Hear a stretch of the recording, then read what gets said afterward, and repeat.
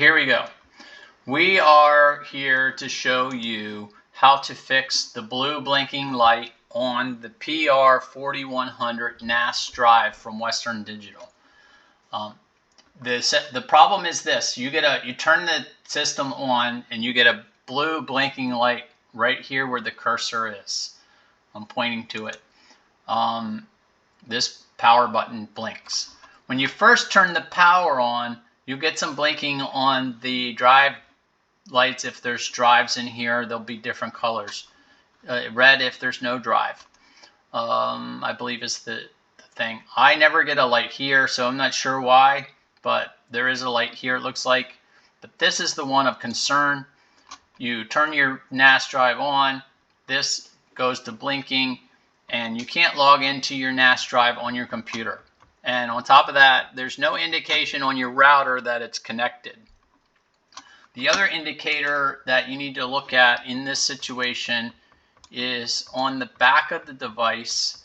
I want to back up on the front here. These two arrow buttons, none of those don't do anything when it's blinking.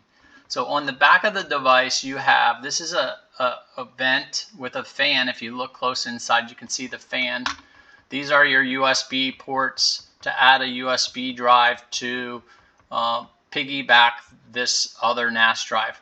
And then you have your your network cable connections here, connection 1 and connection 2, and you have option for power 1 and power 2. I suspect the power 2 is for backup power, but I'm not sure. I always use power 1 with the power that came with it. Now, I put together 2 other videos to troubleshoot this device when it goes into blue blinking light, and different things I tried in that video worked at different times. There's 2 videos preceding this one. Different things I did worked. I don't know why they worked, but they worked. So go look at the other 2 videos, like them if it works for you, make comments where necessary.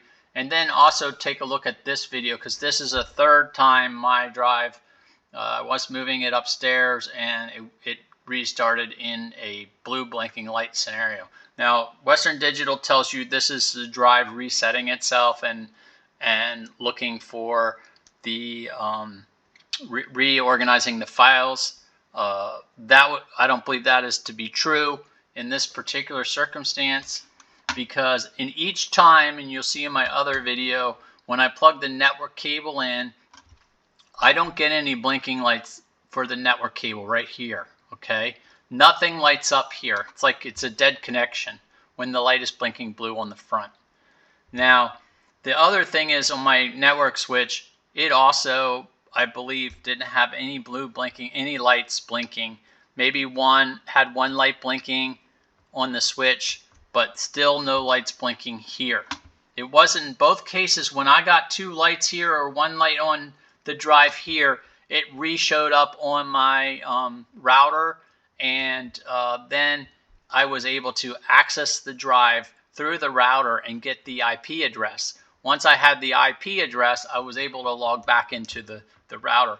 But when the light's blinking in this problem situation, there's no IP address, and that is the main problem we're looking to resolve, is to get an IP address to resolve the blue blinking light.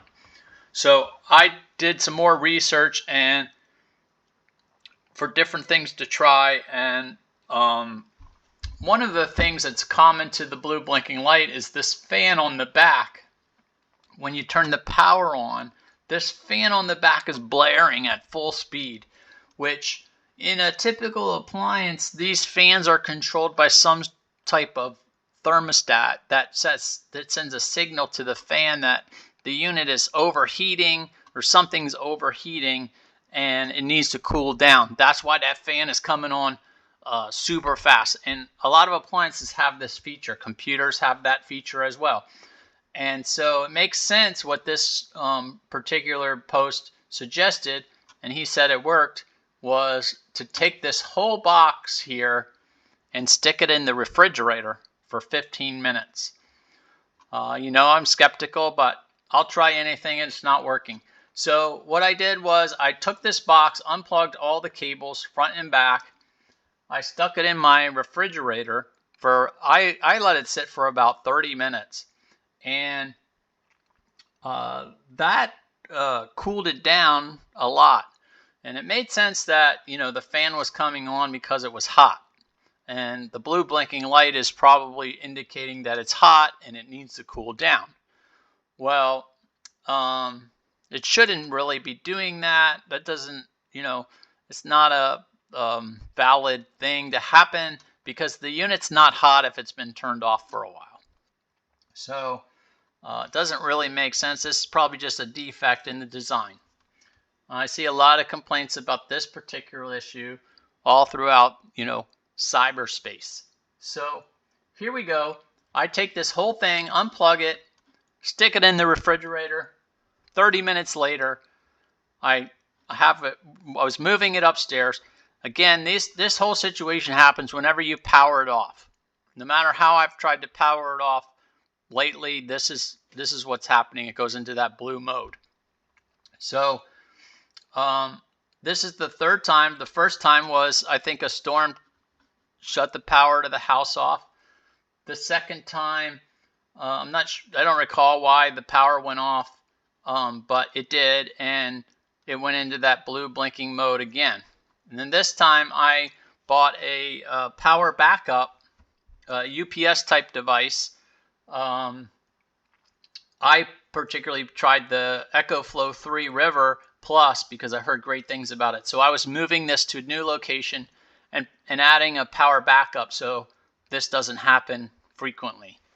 So if the power goes out, then it doesn't shut down my device.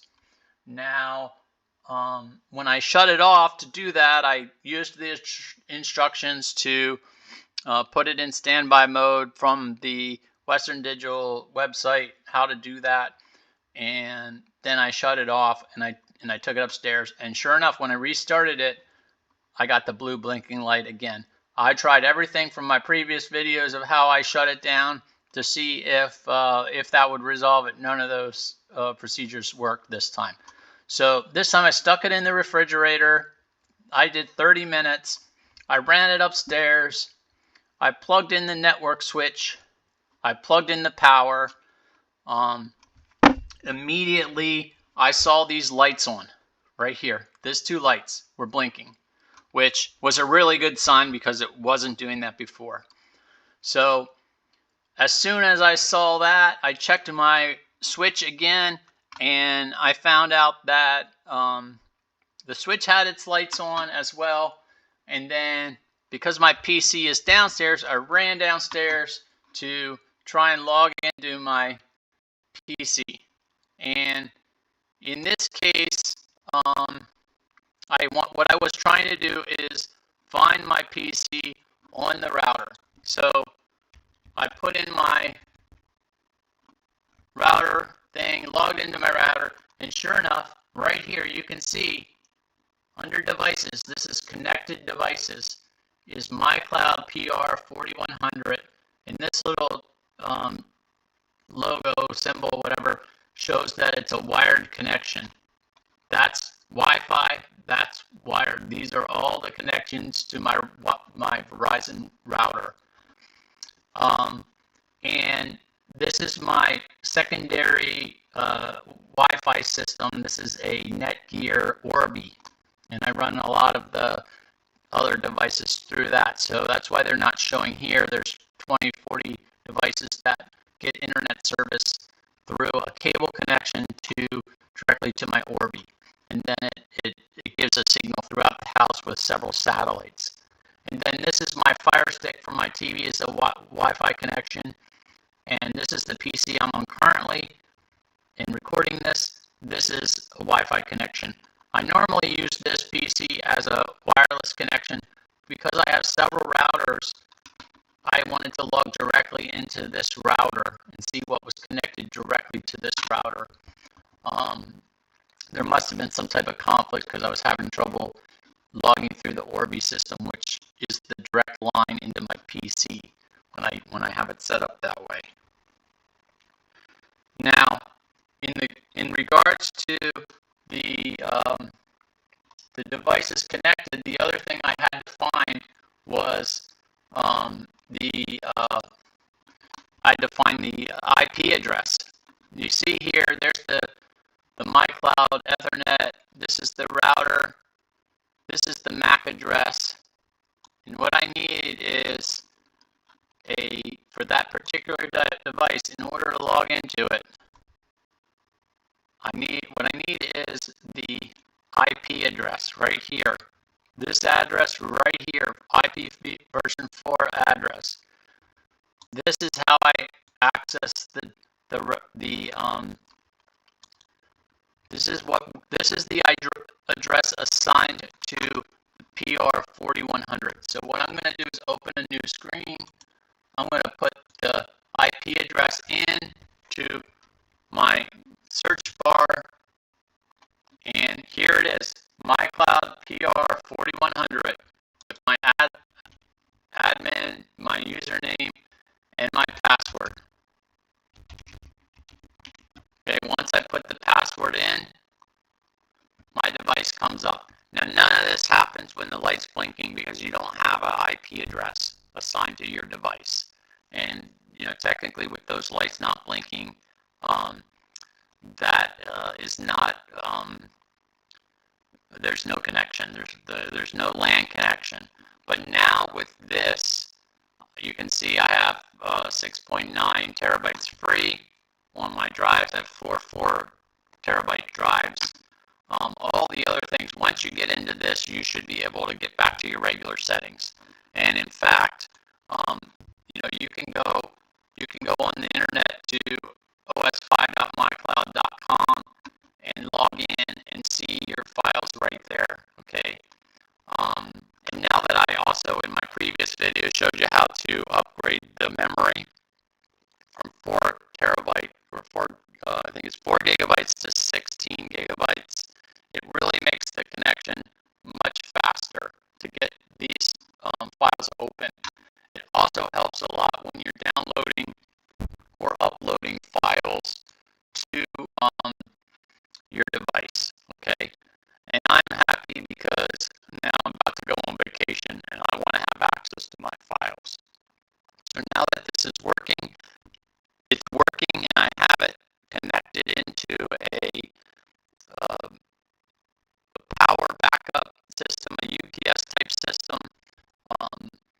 Instead of plugging this device directly into the wall, now I have this device plugged into a power backup system, which is then connected into the wall. So my power backup system continues to get charged until the power goes out, and then I avoid this problem of having this device not restart if the power goes out. Now, if you want to see what device I bought it at Costco. It was $200. It's made by EcoFlow, and it has a lithium ion battery, and it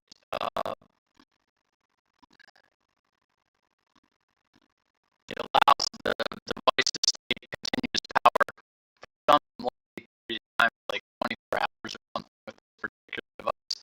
But this is the one I bought. It also has an app that tells you when the power's out and when it's drawing power. It has a little readout here. It's a neat little device.